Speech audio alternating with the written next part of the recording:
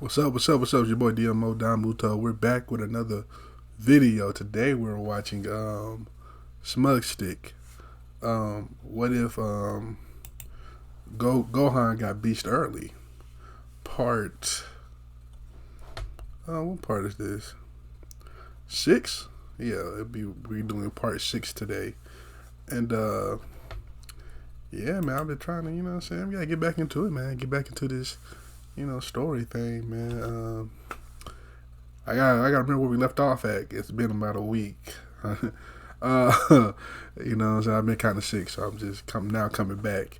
I gotta say that in every video because I'm different people watch just different videos, so I gotta say every video. So let's get into it. Gohan realized that his power wasn't the only thing he had to work on, but also his teamwork. Without his friends, father, and master, he wouldn't have been able to save the future. But aside from that, there was another interesting thing that he learned from that experience. The key constructs, the key blade, different type of key techniques. That was something Gohan could use in the future. So shortly after returning to the present, Gohan began experimenting with key manipulation. He tested out different types of key constructs, figuring what worked, what didn't work, and discovering the limits of what he could use key That looks so clean in the fucking Sandman fit. with. That should Gohan be the made regular sure to fit. write all of this down and began writing down notes for a new book, something he would name Groundbreaking Science, the Guide to Key Control. He didn't have any intentions in publishing this book. More than anything, this was for himself and to share his findings with his daughter, Pan, when she grew older. He wanted her to experience the joy of flying and so she could defend herself. I mean, you could teach her No matter that. what happened, he wanted her to learn everything he knew. With time, Gohan was able to successfully summon a Keyblade without losing any fingers. He swung it around a bit, learning how far he could extend his range. This reminded him a lot of his time training with Piccolo and with the Sea Sword. But he didn't stop there. He continued trying to discover new ways to use his energy. Gohan was so engrossed in this research that several months passed on by without him realizing it.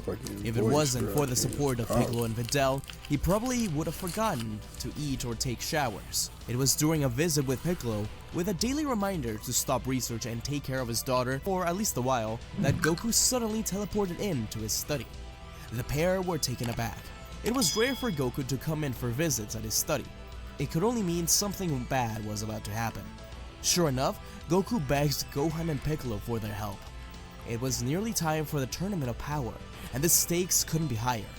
If they lose, then their entire universe will be destroyed. Piccolo is shocked to hear about this, but Gohan is absolutely livid. He nearly breaks his desk in two out of frustration, which catches Goku out of surprise.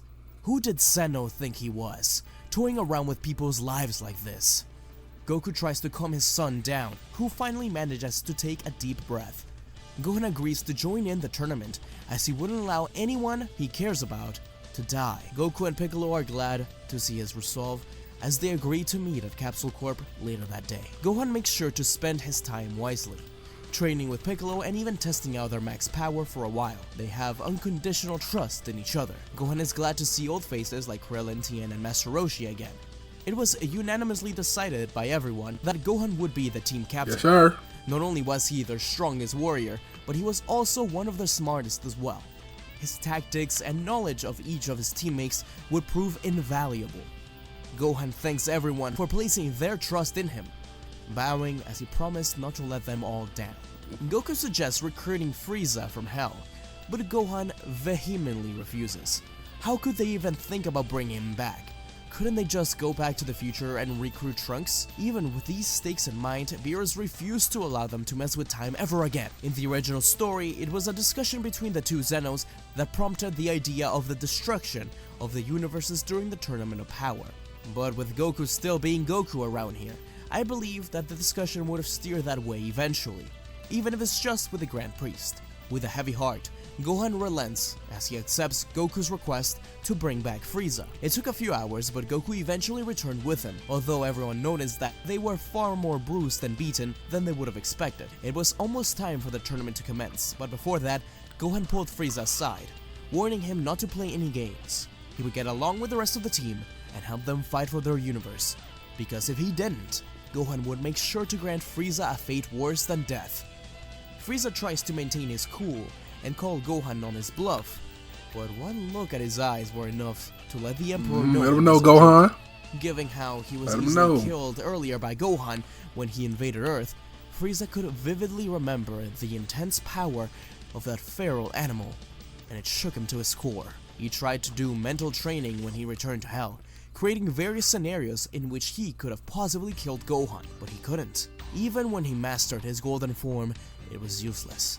In every scenario he envisioned, Frieza couldn't discover any way to beat him. Back in the present, Frieza starts to sweat as he promises the filthy monkey that he would never dream of betraying his allies.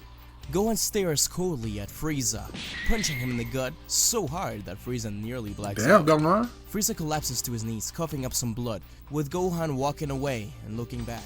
Good. You better keep your promise, Frieza, if you know what's good for you. Goku asks Frieza if he's alright. He looked like he'd seen a ghost. Frieza looks over to Gohan, slightly panicking, as he reiterates that everything is fine. He just had to use the Little Emperor's room is all. Were they going to stand around gawking at him, or were they going to face the tournament? They were already being transported to the world of Void. The Z-Fighters scanned the rest of the competition, and it quickly became apparent that, in terms of pure power, most of their enemies would be easy to deal with, except for one. Gohan could feel immense strength and heat emanating from the strongest Pride Trooper of Universe 11, Jiren the Grey. Gohan knew it. This guy would be a problem. But that's alright. Gohan was a scholar and a teacher and a father. Solving problems was his specialty. The tournament started with a bang, as Gohan ordered his team to stick together before bursting into his ultimate state. In the original story, the androids Goku, Vegeta, and Frieza refused as they quickly split up across the area. In this story, however, everyone has deep respect for Gohan and his immense strength. Despite their desire to fight strong opponents on their own, Goku and even Vegeta listen to Gohan as they remain with their team. Frieza nearly makes a break for it, but once he hears Gohan's order to stand there or else, he immediately stops in his tracks. With the team of Universe 7 together, they make quick work of anyone foolish enough to fight them all. The Trio the Dangerous and the rest of Universe 9 are quickly wiped out within the first few seconds, followed closely behind by Universe 10 and Universe 2. The Gods of Destruction and Supreme Kai, the manga version of the tournament power, even though it was quicker, their teams were being taken out so fast. Just how strong was Universe 7? Beerus grins with a satisfied look on his face, openly bragging about how fantastic his mortals were, as they continue to eliminate more enemies. Gohan and Goku were glad to see Hit again, eager to see just how much he's improved since the last tournament. Hit was more than willing to unleash his ultimate technique right from the start, his Cage of Time. He attempted to trap Gohan, wagering that by sealing him away, the rest of Universe 7 would fall. However, in the blink of an eye, Gohan shattered through the time cage. A flash of white and purple was the last thing Hit saw before being uppercut out of the area. After witnessing their strongest fighter eliminated so easily, Champa orders his Saiyans Caulifla and Kale to fuse together. They do so without any hesitation, creating a powerful warrior named Kefla. She challenges Gohan to a fight right off the bat, as Goku offers to take his place. Kefla isn't interested in fighting that old man, but once Goku shows off the aura of Super Saiyan God, she changes her mind. Goku proves to be more than a match for Kefla, which annoys the fusion to no end. She pulls out her ace in the hole, however, revealing that she has the Super Saiyan state. Yet, none of the Universe 7 fighters seem surprised. Goku even comments on how if regular Super Saiyan is all she got. The battle resumes, with Goku continuing to dominate the battle. In a fit of rage, Kefla powers up even further, finally learning Super Saiyan 2. Goku wonders if he should use the Kaioken Blue, but Gohan steps up to the plate. He didn't want his father to take all the glory or waste any more of his energy. This would be his fight now. Kefla questions why he isn't going Super Saiyan during the battle. Was he looking down on her? Gohan simply explains that he would never do such a thing. A long time ago, he chose to reject his Saiyan nature and focus on evolving on his human side. Yet, he now believes that he has come this far because of both human and Saiyan sides of him. Denying a part of himself would only lead to inner turmoil in his heart. Just this once, he would try to enjoy the fight, like his father and Vegeta. Just this once, he would try to fight like a Saiyan. Gohan's aura erupts into that of a golden display of crackling electricity as Gohan shows off Super Saiyan 2 for the first time in many years. Gohan perks up, taking a book out of his back pocket and writing down the speech he just gave. He needed to put that in his book. This sight catches Kefla completely off guard, but for the Z Fighters, they find the form very nostalgic. Gohan mentions how he hasn't used this state in a long time, but he remembers the feeling of using it. Every time he's in this form, he feels an overwhelming urge to battle. Alright, Kefla, you wanna fight? I'll give it to you. I'll show you what an ascended Super Super Saiyan Saiyan really 2 looks Gohan? like. Gohan rushed down to Kefla in a flurry of blows, forcing the fusion on the defensive as he tries to figure out a counterattack. Unfortunately to her, Gohan's defenses were airtight, and he wasn't giving her a moment to breathe. As Ki Blast struck the area like lightning, Kefla fired a massive twin blast of untold power. Goku, Vegeta, and Beerus yelled at Gohan to get out of the way, yet Gohan looked right at the attack head on, simply muttering a single word. Yes, sir. Yes, sir. For a moment, Gohan's eyes turned red and his hair extended outwards, shifting into ghostly white. He fires his own Kamehameha, which pushes Kefla's own blast back. Universe 6 was quickly eliminated. Jiren, who had been meditating through the tournament, finally opened his eyes. Gohan's power had caused the Titan of Justice to awaken. Jiren approached Universe 7, demanding a battle with that one with the ridiculous hair. But 17 points out that comment doesn't really narrow things down. He points to Gohan, requesting to battle, but Goku walks forward, unleashing Super Saiyan Blue Kaioken. He asks to fight him first. Jiren isn't impressed, but he humors Goku, saying that he'll eliminate him quickly. It'll be a good warm-up to match up against Gohan. As Goku charges towards Jiren and Vegeta in the middle battles against Toppo, the two warriors grappled each other in a contest of strength. Toppo insults the prince by asking if he was content with playing second fiddle to Goku. Vegeta merely chuckles in amusement. In a moment of humility, Vegeta admits that he may be playing second fiddle in Universe 7, but he will never be weaker than Kakarot. Vegeta roars, revealing the ascended, superior evolution of Super Saiyan Blue, firing a Gamma Burst that shoots Toppo out of the arena. When the mechanical fighters of Universe 3 unveil their fusion trump card to create Anilaza, Piccolo is ready to retaliate. He puts his hand out, requesting his teammates to stand back. He could take care of this threat by himself. Gohan isn't sure to let him at first, but Krillin reminds him that trust isn't a one-way street. If they were able to place their trust in him, then it was only fair for Gohan to place his trust in his teammates. Gohan sighs and nods, with a smile, encouraging Mr. Piccolo to give it all he's got. Orange Piccolo had arrived, and he was there to defeat the giant beast standing before him. Using gigantification, Piccolo grows exponentially as he reaches Anilaza's height, locking him in a 1-to-1 slugfest of titanic proportions. Many fighters were knocked aside from the colossal movements of the kaiju. Piccolo wraps his arms around Anilaza, locking him in place as he twists around with all his might. Piccolo holds his grip around him as he judo throws Anilaza directly into the abyss, eliminating Universe from the tournament in one fell swoop. With over 30 minutes to spare, nearly every fighter had been removed from the area. Gohan orders his team to restrict Dispo's movements and prevent him from using his outstanding speed. He would assist his father against Jiren, as the Earthlings and Vegeta begrudgingly team up with Frieza against the Rabbit Speedster. Gohan manages to reach Goku just in time, as Jiren had finished exhausting Goku out of all his energy and throw him off the ring. Gohan grabs his father's hand before he could be eliminated. Thank you for fighting for so long, Dad. Don't worry, I'll take it from here. The two aces of Universe 7 and Universe 11 stare each other down once again. Fierce determination was blazing from Gohan's eyes. He was ready to finish this, yet Jiren is taken aback when he asked one question. How did he become so strong? Jiren ponders for a moment, deciding that he will honor this opponent's request. His actions deserve respect. He deserved an explanation. Right. Jiren tells his story of his youth, about how his family and master were killed right before his eyes. As Jiren told this tale, Gohan couldn't help but feel immense sympathy for him. But more than that, Gohan realized that he and Jiren were a lot alike. They were both naive, innocent kids once long ago who had their childhoods taken away from them. They had a family, their master, their entire world taken from them. The only difference between the two was that Gohan had the Dragon Balls that could fix his problems and bring the lost back. Gohan wonders if without the Dragon Balls and the support of his family, he could have turned out just like Jiren, a respectful yet righteous man that valued power over anything else. Gohan shares his thoughts with Jiren, as the giant stays quiet. Perhaps there is more to our connection than I initially believed.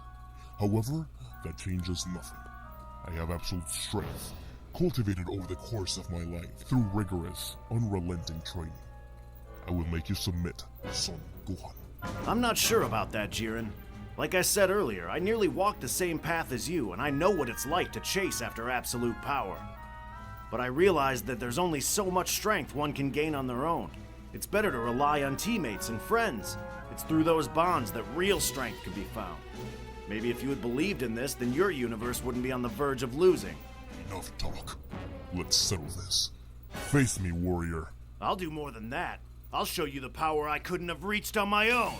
I'll show you the power of trust, Jiren. Gohan Beast and Jiren, perhaps the strongest mortals in the multiverse, collide in an explosion of power.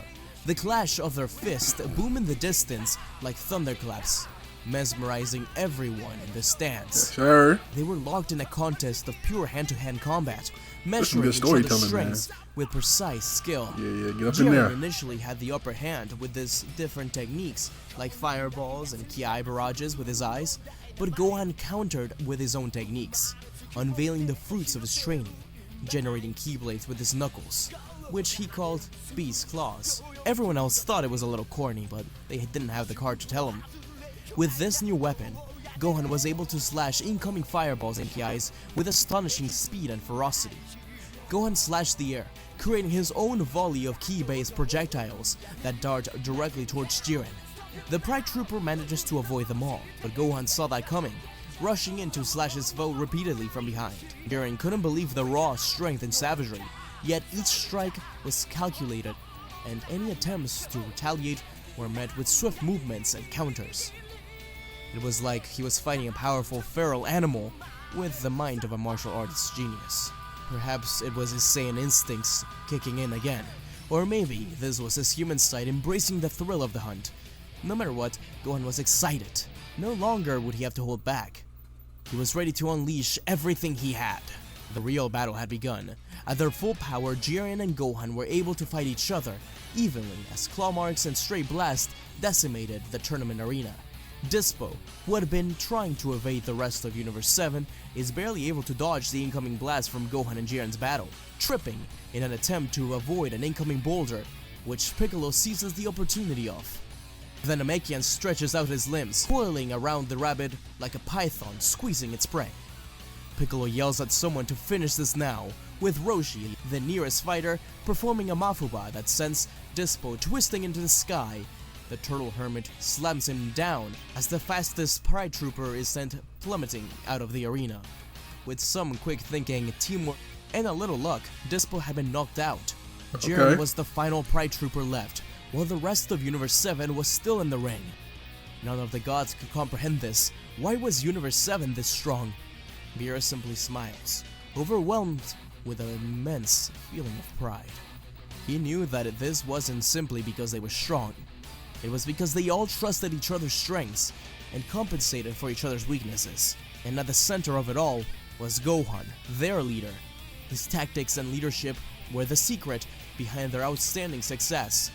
Beerus had complete confidence in their victory. As Jiren and Gohan continued their fight, Jiren seemed to be at the end of the rope. Gohan's power only seemed to soar higher and higher. Suddenly, Jiren is struck in the chest by a kick from Super Saiyan Blue Vegeta that knocks the wind out of him. He looks around in a daze, realizing that he was now surrounded by the entirety of Universe 7. Gohan tells Jiren to give up. He stands no chance of winning. Jiren's resolve wavers for the first time in years as he considers forfeiting. He was too exhausted to fight. He couldn't go on. But from this stance, Toppo, Dispo, and the rest of the Pride Troopers were encouraging Jiren to keep fighting. He was their pillar, their greatest hero, their paragon of justice. They always believed in this strength. Even now, when it looks like Jiren can't continue, they believe he'll find a way to win with all their hearts. Jiren's eyes widen and he finally understands what Gohan means by trust. The sound of broken glass is heard as Gohan, Goku, and the rest of Universe 7 start to sweat. Jiren smiles, newly invigorated by the trust placed in him by his comrades and friends. Gohan knew it. Jiren had broken his limits. Gohan instructs his team to stand back and provide support while he, Goku, and Vegeta fight Jiren head-on.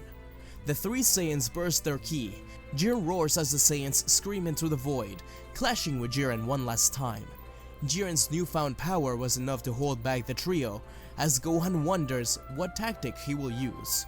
Goku yells at Gohan to stop thinking so much and keep fighting. Gohan nods, pulling out his ki claws one last time.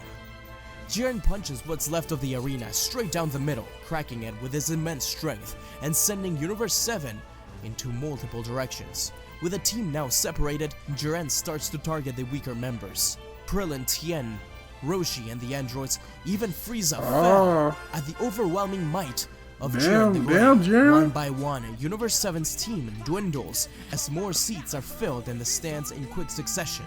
Beerus starts to panic as Belmont and the rest of the Pride Troopers cheer on Jiren.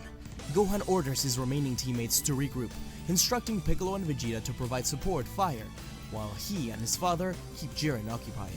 They nod as Goku and Gohan jump from rock to rock, charging at Jiren with renewed fury. Piccolo and Vegeta fired multiple ki blasts into the air, keeping them in place as they waited for their moment to strike. Goku's bright aura swirls with Gohan's purple lightning as the father and son duo unleash an onslaught of punches, kicks, and slashes. The attacks were so intense, Goku broke one of his arms in the process. Despite the pain, Goku continued to fight. He couldn't let his son fight alone ever again. Jiren is barely able to defend against his unparalleled duo. As he's pushed into a corner, Piccolo and Vegeta strike. They pull their hands in as a massive minefield of ki balls heads straight towards Jiren. In a desperate move, Jiren attempts to push them all back with a bunch of ki blasts from his eyes. Yet he isn't able to stop them all and is pelted in a barrage of beams.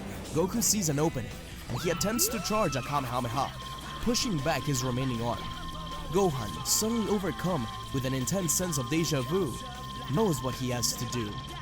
Gohan yells at his father to not hold back as he cups his hands with Goku, supporting him. His father was there to support him his entire life. It was now time to support his father. Goku fires a massive Kamehameha unlike anything ever seen before. Purple electricity coats the beam as it lands on Jiren. The hero tries to hold back the beam with all his might, but he knew it. He was losing ground. Gohan yells at his father to let it all out. More Every last power. drop of ki. He has the power to win. He knows he does. Goku shouts at the top of his lungs as the roar of an Ozoru is heard, and Goku's eyes flash into a silver hue. Gohan shouts in unison as the two cry out a final Kamehameha resolve. The end of Jiren, the strongest warrior in Universe 11, is knocked out of the arena by the more powerful son and father Kamehameha. Jiren could only mutter at the power of trust between Universe 7 as Universe 11 is eliminated. With 4 contestants on the arena, Universe 7 had won the tournament of power. Goku chuckles, stammering that he actually did it before nearly collapsing. Thankfully, Gohan was there to stop the fall, holding onto his father with immense pride. You did it, Dad! I'm so proud of you! Nah, we did it, Gohan. All of us. Thank you so much. Gohan is quickly declared the MVP of the tournament. Of course. When Super Shenron is summoned, they make the wish with zero hesitation. Bring back the rest of the universes. The universes are restored as many people's lives are changed forever. Zamasu returns to Gowazu's planet in Universe 10, reflecting on everything he had witnessed during the tournament. The power, the kindness, the resolve exhibited by Gohan and the rest of Universe 7 moved him like something he had never felt before. He still didn't like mortals, but not nearly as much as before. Perhaps they weren't hopeless. In Universe 6, Caulifla encouraged Kale and Kaba to eat more red meat so they could become beasts as soon as possible. Hit roams the cosmos in search of strong opponents, all in an effort to further develop his time-stop ability. And Jiren, the one solitary pillar of power in Universe 11, vows to cherish the bond of his teammates and train alongside them forevermore. To finally face Gohan and Goku again, we cut back to Universe 7. On Earth, as the Z-Fighters return home, Frieza is brought back to life by Whis. Gohan isn't happy with the decision, but he reminds Frieza to leave Earth alone if he knows what's good for him. The Emperor simply scoffs before leaving. The Z-Fighters gather around, with their friends and family enjoying great food and music as everyone demands that Gohan makes a toast. Gohan is nervous at first. With the encouragement of Goku and Piccolo, he speaks up as he holds the glass. I just wanted to say thank you to all of you. We've all been through a lot together, and we wouldn't be here if it wasn't for the efforts and sacrifices of everyone around. Against demons, Saiyans, Frieza, Cell, and everyone else. Time and time again, we always work together to make sure Earth is safe. I wouldn't be where I am today if it wasn't for the support of each other and everyone. From the bottom of my heart, thank you for everything you've done for us, and thank you for believing in me. As the crowd roars in cheers and applause, Gohan laughs nervously. Yet, all his nerves fade away when he sees two people, Videl and Pan. Gohan was overwhelmed with emotion and immediately ran over to them. Baby Pan laughs with excitement as Videl hugs her husband back, teasing him as she says that he's gotten pretty popular. Gohan apologizes, but Videl simply giggles. She looks into his eyes, saying softly that everyone here sees Gohan exactly as she does, as a superhero. Gohan smiles gently, promising her that no matter what happens, any threat that comes up next, he'll always fight to save the day. He'll never stop being her superhero. Alright, that was a good part. That was very good. Yeah, Gohan putting his work in on the Tournament of Power, man. And yeah, that's a lot. That was a good chapter, man. That was very detailed and fucking deep. Like, I was really into that. Shout out to Smugstick, man. Y'all doing his thing, man. Always doing his thing. That was part 6, I believe. So if you like my reaction, so you like, comment, subscribe, and I'll catch you next time. Peace.